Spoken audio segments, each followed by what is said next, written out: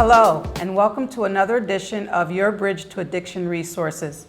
My name is Yvonne Stroman. I'm the Community Program Specialist at the Council on Chemical Abuse, and we are delighted to bring to you some information that is relevant to our children in schools. With me this morning is Tina George. Tina, good morning. How are you? Good morning. Nice to be here. Thank you. Well, thank you for joining us. And so we're going to have a conversation a little bit about the Student Assistant Program. So Can you kind of just share with me, like, how long have you been with Caron Treatment Centers? I've been with Caron Treatment Centers for about 10 years in our Student Assistance Department. And we have quite a large staff that doesn't just service this community, but we also are all the way from Boston down to Florida and pretty much everywhere in between, providing different types of student assistance services. But most of our programming is done here in Berks County. Wonderful. So when we say student assistance, what does that actually entail? It is pretty broad-based, but it really covers any kind of behavioral health issues that students may face, whether that they're struggling with any mental health issues or possible mental health issues, drug and alcohol issues, grief and loss issues, anger management, really any issue that could be a barrier to their learning. We're trying to help remediate issues and help them be the best student they can possibly be. And so you're working very closely with the schools. Are you in every school district? We are in some capacity in every school district in Berks County, providing various levels of services, but we get to work with their staff and their administration, helping them learn how to identify these students or high-risk students. And also we work with parents directly in helping them try to access services for their students, especially when it goes beyond the scope of the school. What kind of community services are available to them? And then we work directly with the students, providing direct services, whether it's support groups, nicotine cessation, assessment work to help identify needs that might go beyond the scope of the school, and just providing them support throughout the school day. That sounds wonderful, because it sounds like you're that ancillary support to the educators.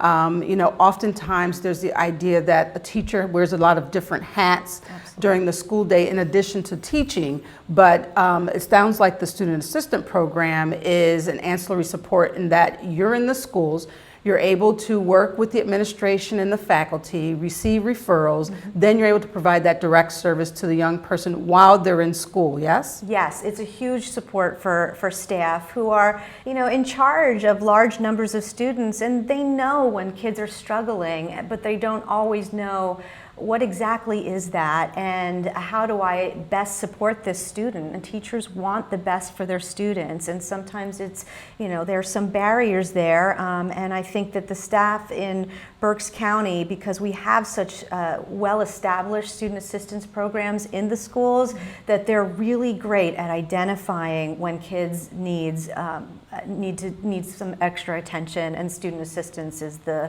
way for them to get that. Is there a minimum grade level, in terms of you begin to see students as early as second grade, third grade, on up to high school? Student assistance program is actually a requirement that all schools have student assistance programming available from kindergarten to 12th grade. Now it looks different, of course, at an elementary school than it does at a high school, and our secondary programs have been established much longer than some of the elementary programs, but they're certainly the elementary just has a different focus, and so their program might look a little different, but certainly it's a K through 12 approach.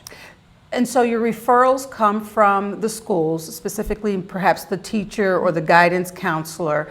Are you working with the schools in terms of learning how to teaching them how to identify who that student might be to determine their appropriateness for the Student Assistant Program? Yes, we are. We do a lot of training with staff and administration on different issues that they may see that their students are struggling with, and we just really focus on observable behaviors. What are you seeing in students?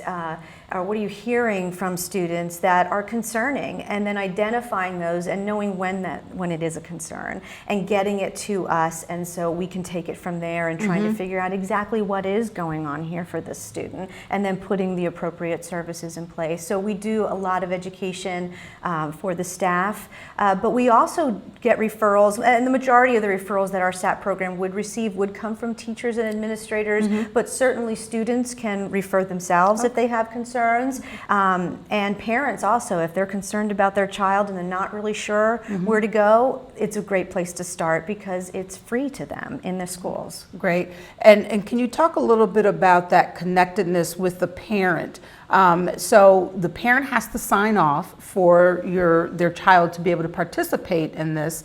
And then what type of communication, what kind of service, if any, is provided for the parent? We really see parents as partners to this process, and we know that in order for this child to really be successful in whatever services we would put in place, we need parents to be involved. So we really bring them into the fold as soon as we know that there's a concern and get their perspective. Sometimes they can provide information that really kind of makes us aware why we're seeing this behavior. It really becomes a great go between the school and parent in kind of building that rapport and relationship. It's not disciplinary, it's help.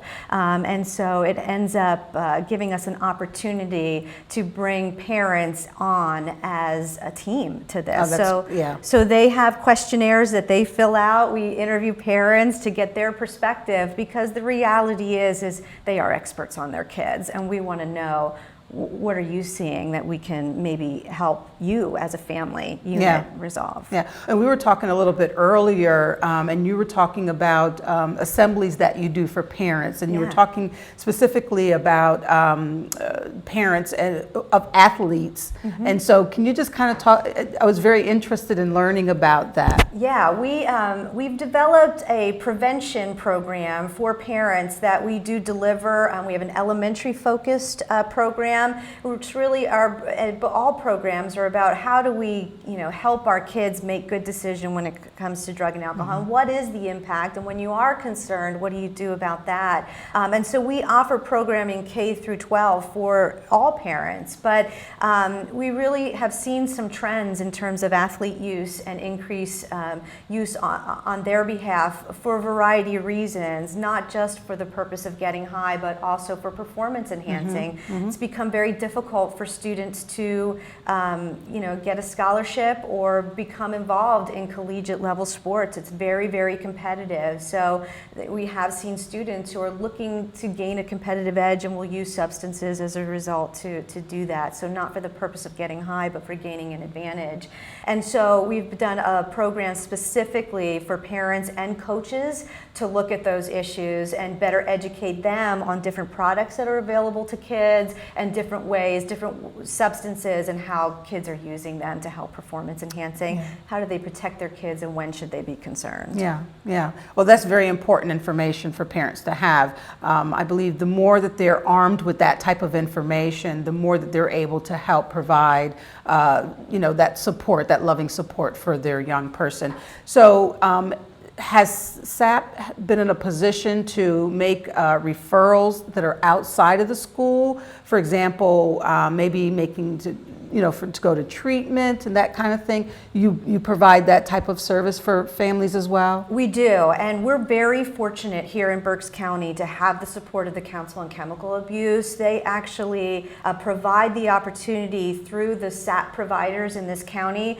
to offer an assessment with a professional, whether that's Caron Treatment Centers or another student assistance provider, where we can look at those specific issues. When does this concern become, greater than what the school is able to provide, and connecting them with outpatient or inpatient services. And this assessment, again, is provided through the Council on Chemical Abuse. They support that particular process in schools, and so they have a professional that's really looking at all concerns, whether it's behavioral health, drug and alcohol, and then connecting kids to the right services within their community. So it's a great way to access those services for kids. Wonderful, wonderful. So in the little bit of time that we have left, Tina, is there anything that you would like the viewers to know that perhaps we didn't get a chance to mention about the Student Assistant Program? No, I just really want to drive home that the program does exist. I think that there are a lot of parents that I talk to that never heard of the program before,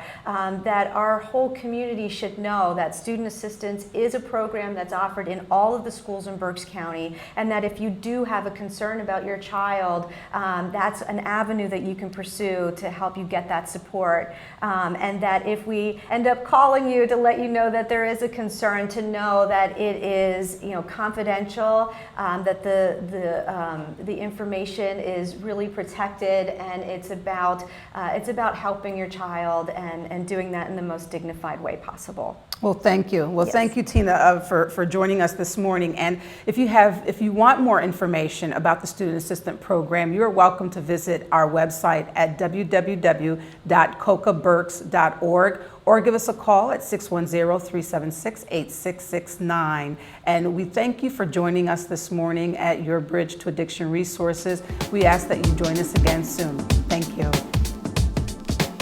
Check back every week for a new story with Your Bridge to Addiction Resources.